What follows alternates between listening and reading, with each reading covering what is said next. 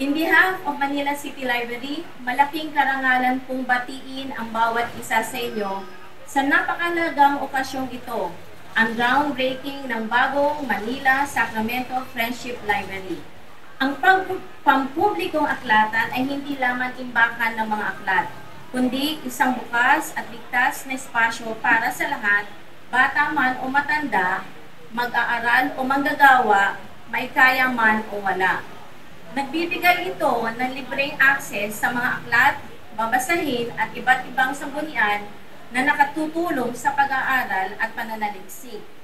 Napakapalad na makasama natin sa araw na ito ang masigasig na alkalde ng Maynila, Mayor Francisco Isko Moreno Dumagoso, na tunay na nagtaguyod ng advokasya ng mga pampublikong aklatan.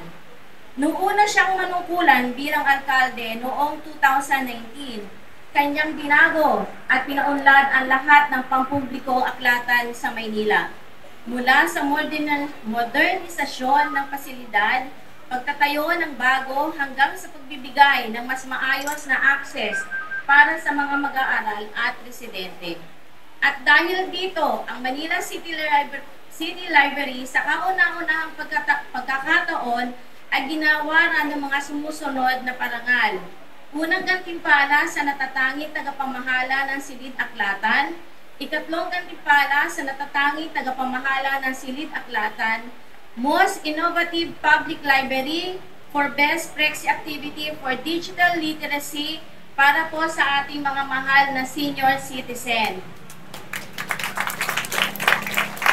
At ngayon siya ay nagbalik, naniniwala tayong lalo pang uunlad at lalawak ang kanyang nasimulan para sa kapakinabangan ng mga Manileño. Lubos din tayo nagpapasalamat kay Vice Mayor Chi Atienza na may likas na hilig din sa pagbabasa. Kasama rin tagapagsulong ng mga programa para sa pagpapaunlad ng ating mga pampublikong aklatan. Tulad ni Mayor Isko, naniniwala siya na ang aklatan ay mahalagang sandigan ng edukasyon at paghubog ng kabataan. Ang Manila Sacramento Friendship Library ay unang nakilala bilang Paco Library na nagbukas noong 1931.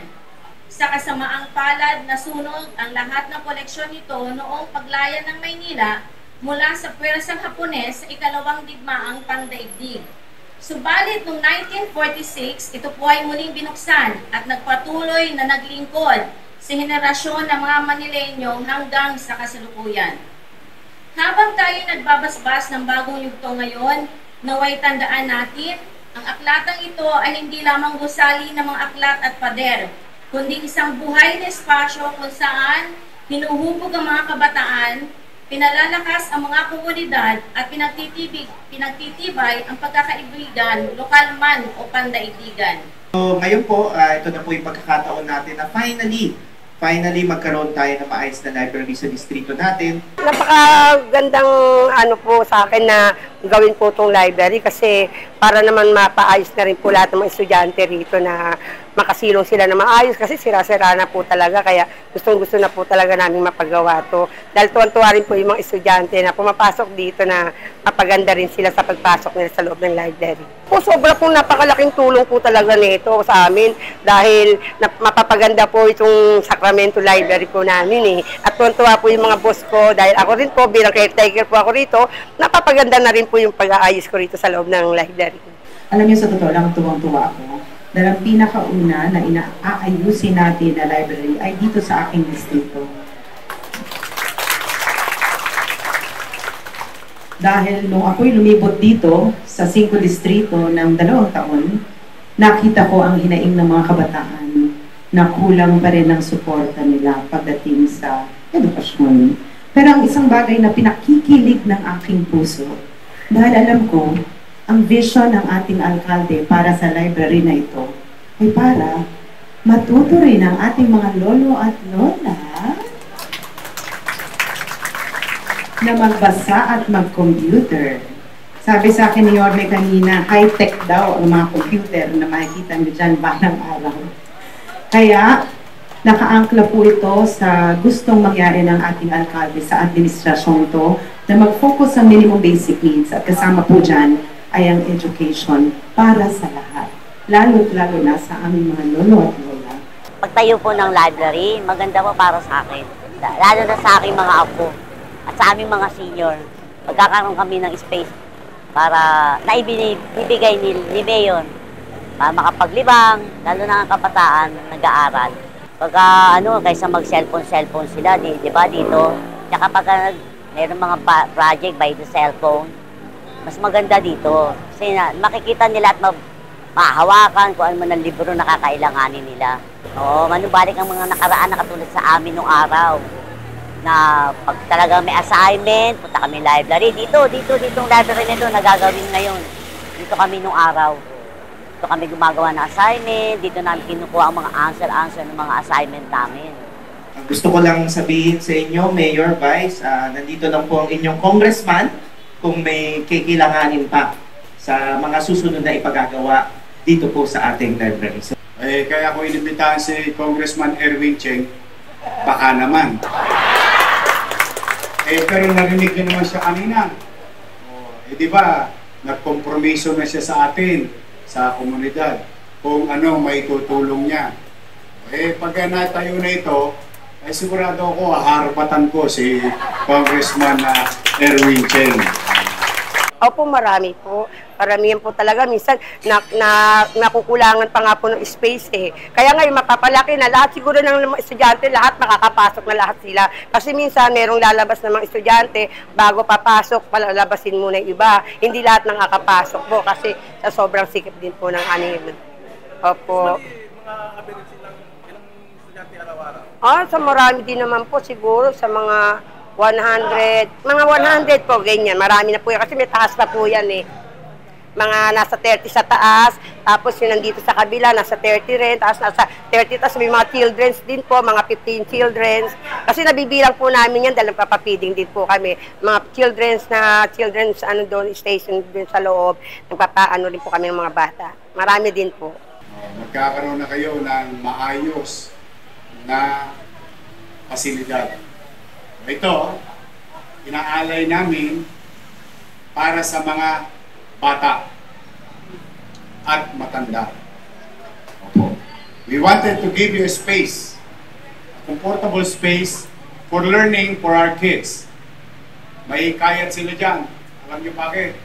Pag yan natayo, ito'y isa pa lamang abangan ninyo. Lagi naman kayo nanonood, abangan ninyo, marami pa kaming bubuksan or ika-ground break. Despite of fiscal problem, we will continue to develop the City of Manila and focus on investing into MBN. MBN means minimum basic needs. Healthcare, education, housing, and jobs. Yun ang trust ng City Government of Manila. So with that, we will continue to develop our facility in our own little way. In the next few months, 9 months thereafter, bago na ito. At sigurado ako, yung bata, hindi na tatambay sa kalsada. Bakit? Babalik sa library. Bakit? Makakatikim sila ng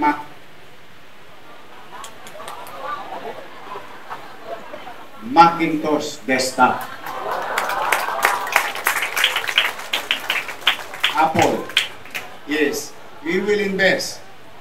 Just to entice and the drive kids today, especially yung mga senior ko, meron silang maayos na extra space. Kung gusto nilang tumatakbo-takbo pa rin yung pwede tayo mag-bingo. Gusto mo? Charot. Library yun. Dito to, I just want a space for our people.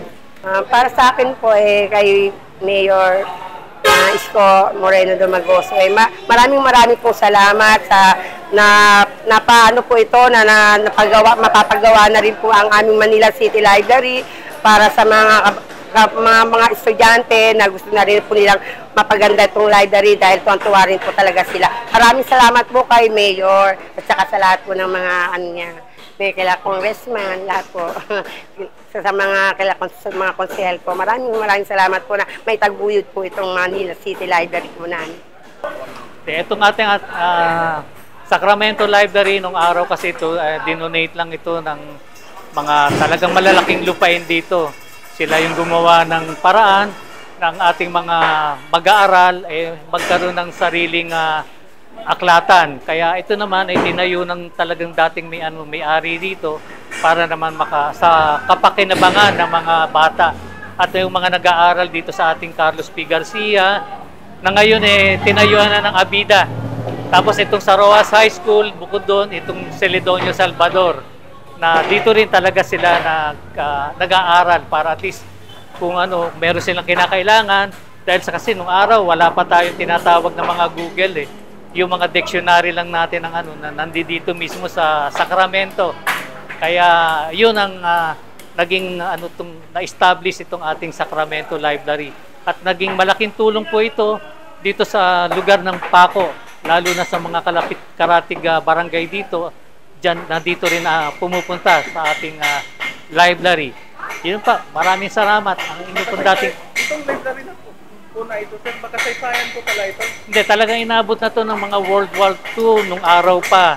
Kaya talagang napakalaking pakinabang ng mga taga rito na eto nga, ngayon i-renovate na siya, papagandahin na, gagawin ng ilang palapag para at least mas lalo pang makatulong sa mga kababayan natin o kaya yung mga residente sa mga mag-aaral ng ating mga eskwelahan dito para at least papagandahin pa nila, bibigyan na sila ng magandang oportunidad para at least dito na sila huhubugin at isa ito sa makakatulong sa kanila pagdating ng araw. Kaya natutuwa naman kami doon sa pahayag kanina ni ating Mayor Isko Moreno na magiging ilalagay nila dito mga computer is yung mga Macintosh, yung mga high-end ng computer na talagang mismo ay ating mga mag-aaral dito na talaga imbis na sa kabilang ibang lugar patatambay, dito na natin sila maihimok para mag-stay. Yorme, kami po lubos na nagpapasalamat at nabigyan pansin nyo ang aming karaingan na pagandahin at i-renovate itong ating Sacramento Library. Malaking tulong po ito para sa ating mga mag-aaral. Maraming salamat po, Yorme. God bless po.